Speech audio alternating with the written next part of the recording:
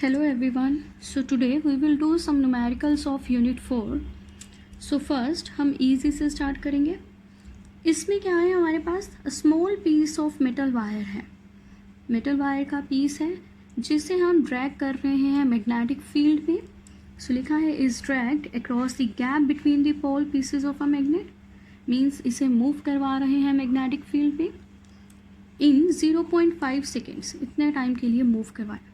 तो हमें पता है जब भी किसी मेटल वायर को या मेटल के पीस को मैग्नेटिक फील्ड में मूव करवाएंगे तो चेंज इन फ्लक्स होगा. चेंज इन फ्लक्स की वजह से ईएमएफ इंड्यूस होगी और इन्होंने मैग्नेटिक फ्लक्स की वैल्यू हमें दे रखी है एंड ईएमएफ इंड्यूस जो है उसकी वैल्यू फाइंड करने को बोला है. सो सॉल्यूशन में हम फैराडे सेकेंड लॉ लगाएंगे which is induced EMF is equal to rate of change of flux. मैंने मैग्नीट्यूड लिया है. So mode of EMF is equal to d phi by dt. Flux की वैल्यू हमें given है, value put की. dt time की value हमें given है. सो डिवाइड किया तो EMF की वैल्यू आ जाएगी which is 1.6 into 10 raised to power minus 3 volt. सो यही हमारा आंसर है. सो सेकेंड न्यूमेरिकल, इसमें हमें मैग्नेटिक फ्लक्स की वैल्यू गिवन है एंड टाइम की वैल्यू गिवन है और रेजिस्टेंस भी गिवन है. तो हमें फाइंड करना है induced EMF and current. See the magnetic flux through a coil perpendicular to the plane is varying as phi is equal to 5t cube plus 4t square plus 2t minus 5 weber. Calculate induced EMF at 2 seconds and also calculate current if resistance is 5 ohm. तो पहले हम EMF की value निकालेंगे Faraday second law लगाकर, जो क्या है हमारे पास. सी मैंने मैग्नीट्यूड लिया है. Mod of EMF is equal to rate of change of flux means d phi by d t. Phi की वैल्यू है हमारे पास ये. सो इस वैल्यू की डिफ्रेंसिएशन कर देंगे टाइम के साथ. So d by d t of phi की वैल्यू मैंने पुट कर दी है एंड डिफ्रेंसिएशन के बाद जो ईएमएफ का रिजल्ट आएगा उसमें हम टाइम की वैल्यू 2 seconds पुट कर देंगे. सी यहाँ डिफ्रेंसिएशन होगी इस वैल्यू की. सो 5t क्यूब की वैल्यू क्या आएगी,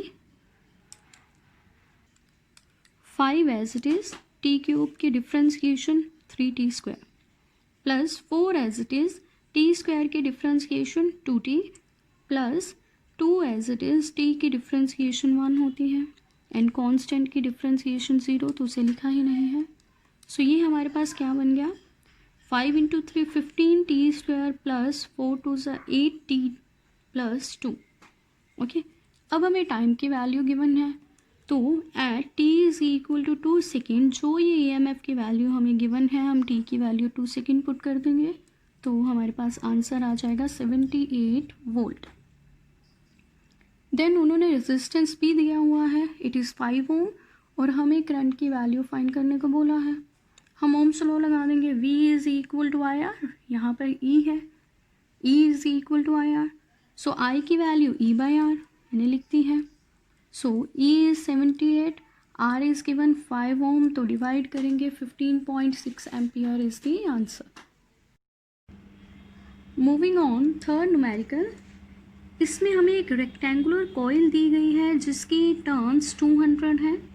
ओके एंड इसका साइज़ गिवन है, size is 0.30 metre into 0.05 metre.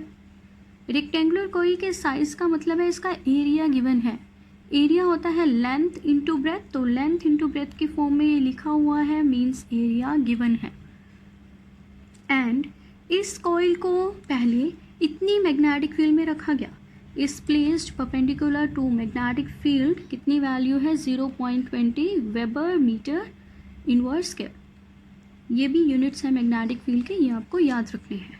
Okay and then उन्होंने बोला है कैलकुलेट करें इंड्यूस्ड EMF अगर मैग्नेटिक फील्ड की वैल्यू वो चेंज कर दें 0.20 से 0.15 कर दें, कितने टाइम में, 0.02 सेकेंड्स में. तो हमें सबसे पहले यहाँ क्या क्या गिवन है वो लिखना है और इंड्यूस्ड EMF फाइंड करनी है. So given number of turns मैंने लिख दिया है साइज़ का मतलब मैंने बता दिया है एरिया, तो दोनों को मल्टीप्लाई किया, ये वैल्यू आई 0.015 metre square area.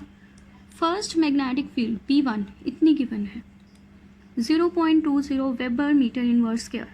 Second magnetic field की वैल्यू ये गिवन है 0.15 weber metre inverse square. Time की वैल्यू इज़ 0.02 सेकेंड्स। तो हमें EMF फाइंड करनी है। जब भी हमारे पास फ्लक्स, एरिया या मैग्नेटिक फील्ड गिवन हो तो हम फैराडेज लॉ ही अप्लाई करेंगे। So according to Faraday's second law EMF is equal to होता है -d∅/dt। ये एक टर्न के लिए होता है, बट अगर हमारे पास n टर्न्स हो तो हम n से इसे मल्टीप्लाई कर देते हैं। EMF is equals to -n d∅/dt। So d∅ को हम लिख सकते हैं, see it is change in flux is equal to -n as it is. Change in flux क्या होगा, φ2 - φ1 upon dt as it is. देखो dt गिवन है 0.02 seconds, n is given 200, φ2 and φ1 हमें फाइंड करना है। फ्लक्स का फॉर्मूला क्या होता है, मैग्नेटिक फील्ड इनटू एरिया। तो φ1 में हम मैग्नेटिक फील्ड फर्स्ट यूज़ करेंगे B1, और एरिया तो वही रहेगा रेक्टेंगुलर कॉइल का ये। सेकेंड केस में φ2 में हम मैग्नेटिक फील्ड B2 यूज़ करेंगे और एरिया सेम, बिकॉज वही कॉइल है। ओके,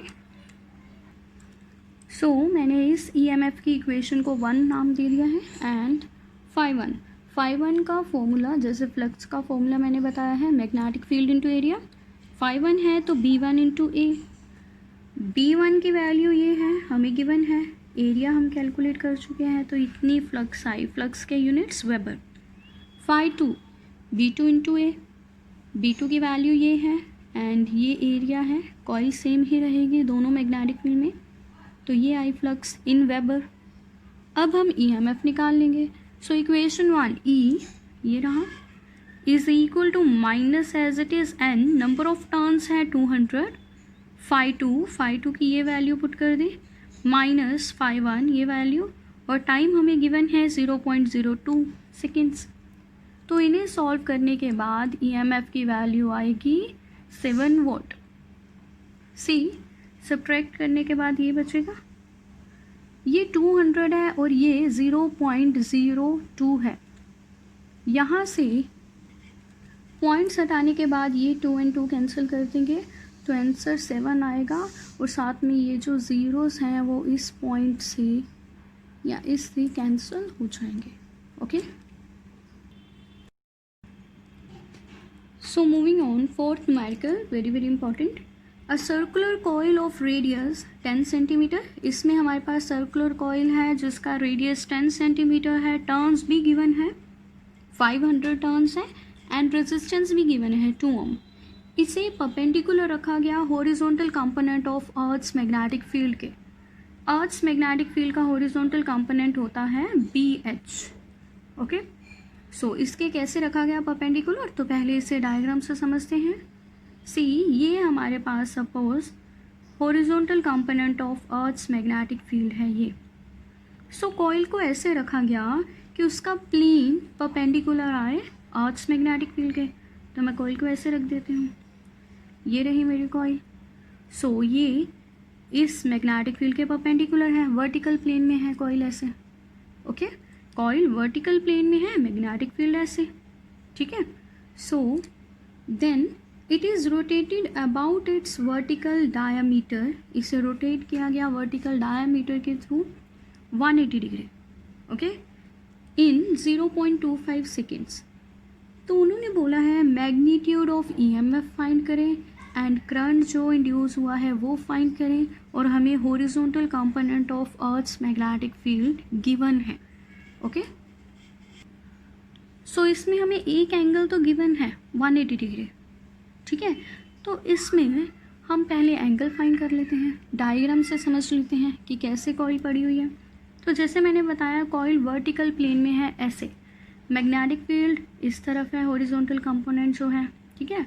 तो अगर इसका मैं एरिया वेक्टर ड्रॉ करूं तो वो परपेंडिकुलर होगा, वो भी इस तरफ होगा। ये परपेंडिकुलर प्लेन में है, वर्टिकल प्लेन में है ऐसे, ऐसे है कॉइल, तो इसका एरिया वेक्टर इस साइड होगा तो इनिशियली दोनों में एंगल कितना है 0 डिग्री। ओके, फिर इसे वर्टिकल प्लेन में पूरा रोटेट किया गया 180 डिग्री। तो सेकेंड एंगल तो हमें गिवन है, तो इनिशियल एंगल कितना है 0 डिग्री। इसकी कहाँ नीड है वो भी मैं आपको सोल्यूशन में बताती हूँ। सो अगेन रेडियस गिवन है, टर्न्स गिवन है, रेजिस्टेंस गिवन है, सेकेंड एंगल गिवन है 180 degree, first angle is 0 degree, time given है, ईएमएफ फाइंड करना है एंड करंट हॉरिजॉन्टल कंपोनेंट भी गिवन है। ओके, सी वही वैल्यूज मैंने गिवन में लिख दी है। रेडियस गिवन है सर्कुलर कॉइल का, सो उसे मीटर में कन्वर्ट कर दिया है। रेडियस की यहाँ नीड क्या है वो भी अभी बताते हैं। नंबर ऑफ टर्न्स गिवन है, रेजिस्टेंस गिवन है, टाइम गिवन है एंड θ1 फर्स्ट एंगल जो मैंने आपको डायग्राम से समझाया 0 डिग्री है, second angle 180 degree and magnetic field इतनी गिवन है। तो हमें ईएमएफ फाइंड करनी है। ईएमएफ का फॉर्मूला होता है rate of change of flux. तो फ्लक्स चाहिए हमें। फ्लक्स क्या होता है, magnetic field into area. So magnetic field तो है हमारे पास, एरिया नहीं है। सी क्वेश्चन में गिवन है सर्कुलर कॉइल, तो उसका रेडियस गिवन है हमारे पास। अगर रेडियस है तो हम इजीली एरिया निकाल सकते हैं एंड यहाँ एंगल्स भी गिवन है, तो हम फ्लक्स का फॉर्मूला लगाएंगे बी डॉट ए। ओके, तो ओपन करेंगे बी ए कॉस थीटा, पहले केस में थीटा 0, सेकेंड में थीटा 180 डिग्री। तो स्टार्ट करते हैं। See E M F is equals to, अभी किया formula, minus N d phi by d t, minus N as it is φ2 minus φ1 by d t. Okay, so minus N as it is, d t as it is रखा। φ2 की value B A, magnetic field तो यही रहेगी, area radius से निकाल लेंगे pi R square. Okay, B A cos theta 2, flux 2 में angle भी सेकेंड आएगा, ये डॉट प्रोडक्ट ओपन किया है फ्लक्स में, minus φ1 B A cos theta 1। Okay, सो अब देखो यहाँ पर बी ए कॉमन है, बाहर ले लिया। E M F is equals to minus N B A cos theta 2 minus cos theta 1 by d t. Area circular coil है तो क्या आएगा, pi R square. Okay, so values put करी हैं, minus N and number of turns 500, B magnetic field की value, A area pi R square, pi 3.14, R square तो radius है 10 raise to power -1, तो उसका स्क्वायर कर दिया। ब्रैकेट में cos theta 2 180 degree minus cos theta 1 0 degree upon time इतना given है। ठीक है, cos 180 डिग्री -1, cos 0 1, तो -1 -2 यहाँ हो जाएगा। Rest factors as it is लिखे हैं, ये माइनस और ये माइनस कैंसिल हो जाएगा, तो आप इसे सिंपली सॉल्व करेंगे तो वैल्यू आएगी 3.8 into 10 raise to power -3 volt. फिर हमें करंट निकालना है, रेजिस्टेंस गिवन है, so current is E M F by R is equal to value put की, so it is 1.9 into 10 raise to power -3 ampere. Okay, so next question, a metallic rod of length 1 meter is rotated with frequency 50 revolutions per second। अब हमारे पास एक road है जिसकी length 1 metre है, वो rotate कर रही है एंड 1 सेकेंड में 50 टर्न्स ले रही है, with one and hinged at center and other end is at circumference of the circular metallic ring of radius 1 meter।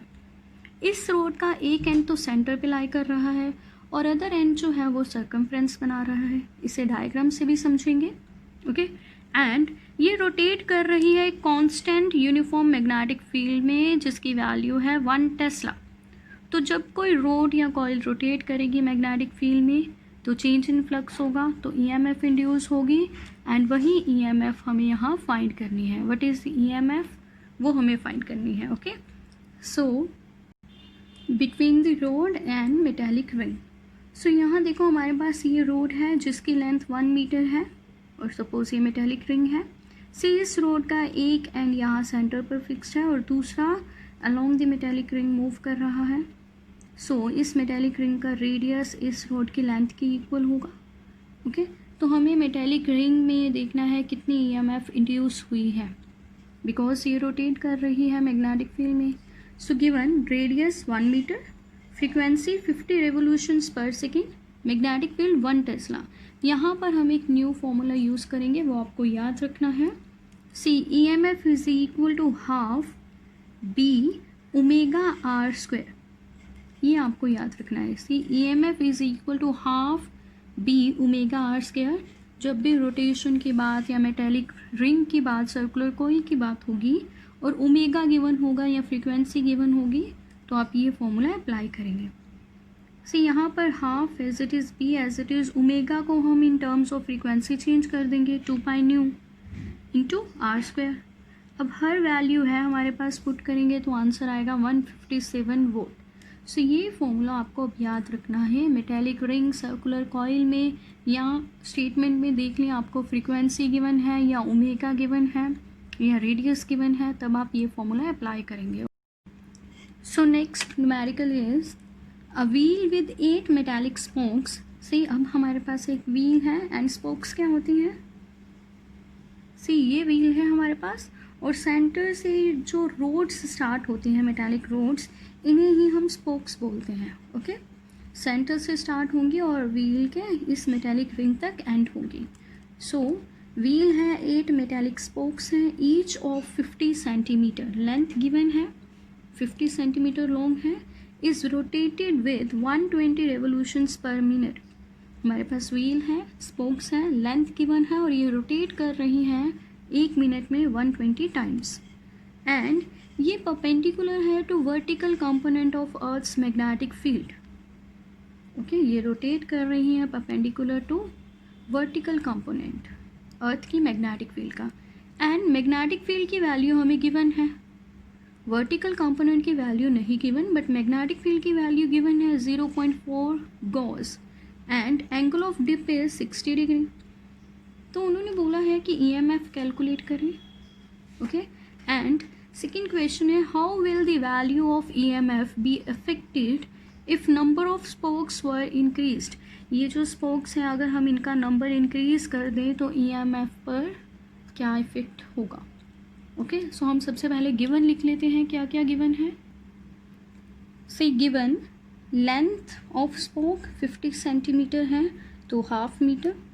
Okay, frequency 120 revolutions per minute RPM, तो इसे रेवोल्यूशन पर सेकेंड में change कर दिया है मैंने. सी 120 इज़ डिवाइडेड बाई 60, सेकेंड्स में change करना है तो 60 सेकेंड्स होते हैं 1 मिनट में, तो ये कितना आया 2 revolutions per second. Okay, magnetic field given है 0.4 गॉस, तो इसे टेस्ला में चेंज करेंगे. So 1 gauss is 10⁻⁻4 tesla. Delta means dip given है 60 डिग्री. तो देखो जो कॉइल है या फिर जो स्पोक है या मेटालिक टायर है वो रोटेट कर रहा है मैग्नेटिक फील्ड में, बट वो परपेंडिकुलर है vertical component of magnetic field. तो वर्टिकल कंपोनेंट हमें सबसे पहले फाइंड करना होगा. ऐसे यू नो 2 कंपोनेंट्स होते हैं, हॉरिजॉन्टल और वर्टिकल. वर्टिकल कंपोनेंट होता है BV, V here represents vertical, और वैल्यू होती है B साइन डेल्टा. B हमारे पास है, डेल्टा हमारे पास है, वैल्यू पुट करेंगे तो ये आएगा BV इज़ दिस. अब फिर से देखो, मैंने अभी आपको बताया जब भी रोटेशन की बात होगी या फ्रीक्वेंसी गिवन होगी तो हम कौन सा EMF को फॉर्मूला अप्लाई करेंगे. Half B omega R square लिखवाया था मैंने यहाँ पर जो स्पोक की लेंथ होगी वही रेडियस होगा व्हील का, तो L is equal to R. तो यहाँ चाहे R लिखो या लेंथ लिखो कोई भी फ़र्क नहीं पड़ेगा. सो EMF is half B omega L square. Half B कौन सा लेंगे हम, BV लेंगे यहाँ पर, तो लिख भी देते हैं हाफ BV ओमेगा की value 2 pi nu L square. Okay, so यहाँ से 2 कैंसिल हो जाएगा तो बचेगा B pi nu L square. B की वैल्यू है BV की, पाई पता है हमें, न्यू वैल्यू है हमारे पास, लेंथ की वैल्यू है, पुट करेंगे तो हमारे पास EMF का रिज़ल्ट आ जाएगा. सो वैल्यू पुट करें तो हमारे पास रिज़ल्ट आया 5.4 × 10⁻⁻5 वोल्ट. ये है इंड्यूस्ड EMF. अब देखो सेकेंड क्वेश्चन में उन्होंने पूछा था अगर नंबर ऑफ स्पोक्स इंक्रीज कर दें हम, तो देखो ये व्हील है हमारे पास, इसमें सभी स्पोक्स जितने भी स्पोक्स है वो कैसे कनेक्टेड है, किस कॉम्बिनेशन में कनेक्टेड है, पैरेलल में। सबका एक एंड सेंटर से कनेक्टेड है और सेकेंड एंड सबका आउटर पार्ट से कनेक्टेड है, तो ये पैरेलल कॉम्बिनेशन में है। और हमें पता है पैरेलल कॉम्बिनेशन में ईएमएफ सेम रहती है या पोटेंशियल डिफरेंस सेम रहता है, तो हम लिखेंगे since spokes are connected in parallel, so EMF across ends of spokes is not affected by increasing the number of spokes. चाहे नंबर इंक्रीज करें चाहे डिक्रीज करें, नंबर चेंज करने से EMF पर कोई भी इफेक्ट नहीं पड़ेगा बिकॉज वो पैरेलल कॉम्बिनेशन में है। Okay, next is related to mutual induction. See a conducting wire of turns 100 turns given है is wound over and near the center of a solenoid of 10 centimeter length and 2 centimeter radius having 600 turns। तो दो coils हैं, आपस में उन्हें wound किया गया है, एक की टर्न्स 100 सेंटीमीटर है, दूसरी की 600 और लेंथ है सेकेंड सोलेनॉइड का 100 सेंटीमीटर एंड रेडियस है 2 सेंटीमीटर। तो हमें कैलकुलेट करनी है म्यूचुअल इंडक्शन। तो हम यहाँ पहले जो गिवन है वो लिख लेते हैं। Given number of turns of first solenoid N1 600 N2 100, length 100 centimetre means 1 metre, radius 2 centimetre means 2 into 10⁻² metre, 100 से डिवाइड करेंगे मीन्स 10⁻² आ जाएगा साथ में। ओके, सो अब हमें क्या करना है, म्यूचुअल इंडक्शन फाइंड करनी है। म्यूचुअल इंडक्शन का फॉर्मूला है mu naught N1 N2 A/L। सो यहाँ पर हमें एरिया चाहिए, नंबर ऑफ टर्न्स है, म्यू नोट की वैल्यू पता है, लेंथ भी पता है, तो एरिया सी सोलेनॉइड की अगर एक रिंग को देखें, ये सर्कुलर टर्न है तो एरिया क्या हो जाएगा πr²। सो वैल्यू पुट कर दी, यहाँ से हमारे पास एरिया आ जाएगा। सो यहाँ म्यूचुअल इंडक्शन के फॉर्मूले में म्यू नोट 4π × 10⁻⁷, N1 600 N2 100 किसी भी वे में लिख सकते हैं, एरिया वैल्यू लिख दी, लेंथ इज़ 1 मीटर, तो मैंने डिनोमिनेटर में कुछ भी नहीं लिखा। Okay, so m is equal to ये आया हमारे पास। ओके, एंड m की वैल्यू सॉल्व करने के बाद ये आ रही है जिसे हमने एडजस्ट किया और m is 9.47 × 10⁻⁵ Henry. Henry is the unit of mutual induction। okay,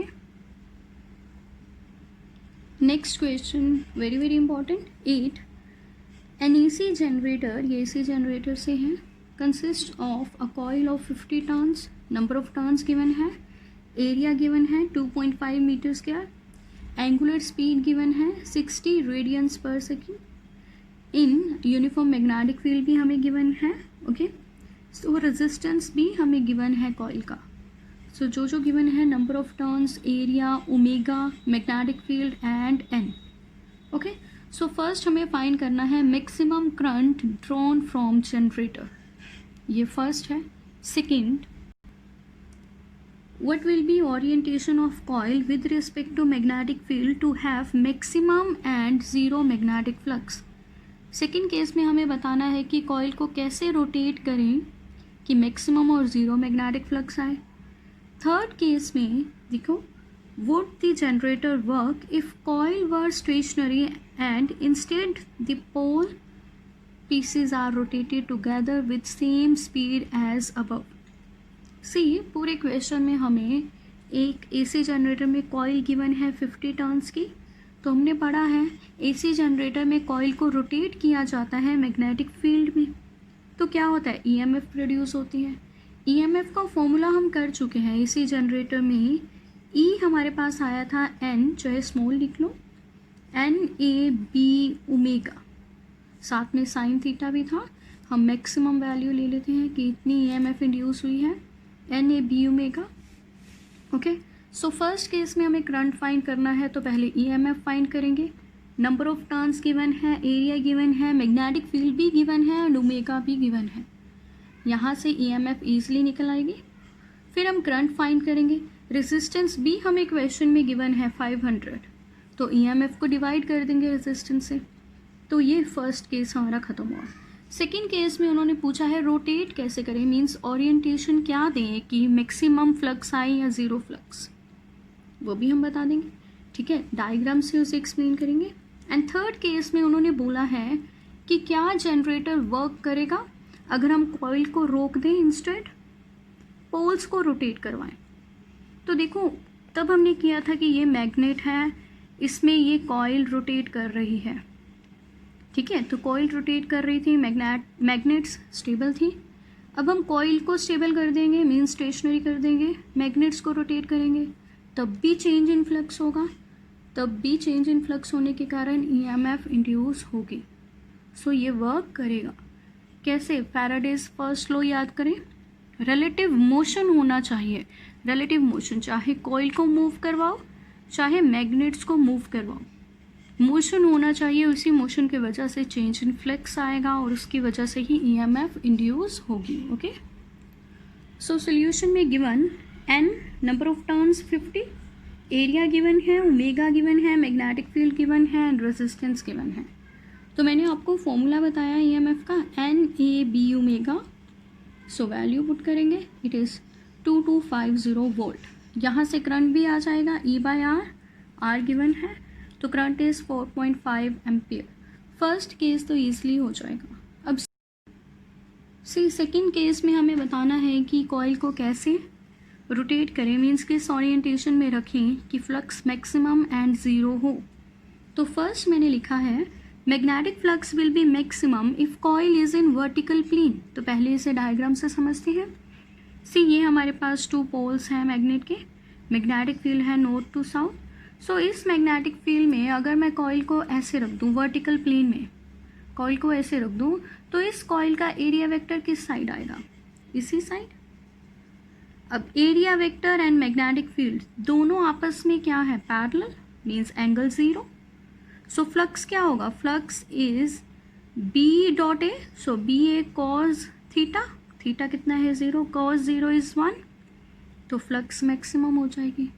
और ये हम ऑलरेडी कर चुके हैं मेथड्स ऑफ इंड्यूसिंग ईएमएफ में कि ओरिएंटेशन करें। तो अगर हम कॉइल को परपेंडिकुलर रखते हैं, मीन्स वर्टिकल प्लेन में रखते हैं, ऐसे रखते हैं मैग्नेटिक फील्ड में, तो फ्लक्स मैक्सिमम होगी। Okay, and magnetic flux will B 0 if coil is in horizontal position. तो फिर से डायग्राम से समझते हैं। सेम हमारे पास मैग्नेटिक पोल्स है, ये मैग्नेटिक फील्ड है। अब अगर कॉइल को मैं हॉरिजॉन्टल एक्सिस में रख दूँ, ऐसे रख दूँ, सो क्या होगा, इसका एरिया वेक्टर दिखे किधर होगा, अपवर्ड्स होगा। हमें फ्लक्स बताना है ना, तो अपवर्ड्स होगा एरिया वेक्टर। चलो मैं लिख भी देती हूँ A vector, area vector and magnetic field में एंगल 90 डिग्री, तो फ्लक्स कैलकुलेट कर लें, B A cos 90, cos 90 is 0, तो फ्लक्स 0। तो लिख दिया हमने कि फ्लक्स 0 तब होगी जब कॉइल को हम कैसे रखें, हॉरिजॉन्टल पोजीशन में। ओरिएंटेशन बतानी थी, हमने बता दिया। ओके, सो दोनों केसेस हो गए, मैक्सिमम एंड 0 फ्लक्स के। अब थर्ड केस ऑलरेडी मैंने बता दिया है। whenever there is relative motion between coil and magnetic field या magnets, electricity is produced। तो चाहे हम कॉइल को मूव करें चाहे मैग्नेट्स को मूव करें, रिलेटिव मोशन होना चाहिए, बस हमें मोशन से मतलब है, तो करंट प्रोड्यूस होगा। So generator will work in this case. Okay.